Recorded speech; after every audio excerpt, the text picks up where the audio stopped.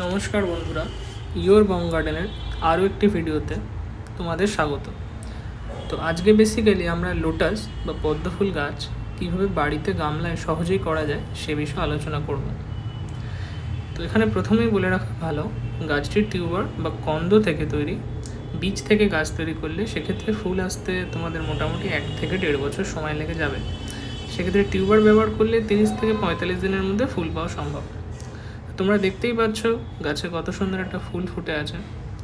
গাছে আরও 2টো কুঁড়ি আছে, সেটা তোমরা ভিডিওতে দেখতে পাবে। এত অল্প জায়গায় এত সুন্দর ফুল ফোটানো সম্ভব, সেটা না দেখলে হয়তো অনেকেরই বিশ্বাস হয় না।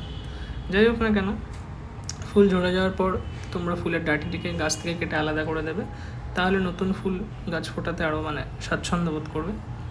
এবার আসো মাটি তৈরি। তো মাটি কিছুটা পরিমাণ, তার সাথে গোবর সার এবং সর্ষের খোল মোটামুটি মিশিয়ে একটা মিশ্রণ তৈরি করে নেবে এবং সেটা জলে 3-4 দিন ভিজিয়ে রাখবে। টিউবারটাকেও জলে ভিজিয়ে রাখবে। এবার টিউবার থেকে পাতা ছাড়তে শুরু করলে ওটা মাটিতে খুঁড়ে বসিয়ে দেবে। আর মশার উপদ্রব থেকে বাঁচতে তোমরা কিছু মলি বা গাপ্পি মাছ ছেড়ে দিতে পারো। আজকের জন্য এটুকুই। আবার দেখা হচ্ছে পরের অন্য কোনো ভিডিওতে। সবাই ভালো থাকবেন।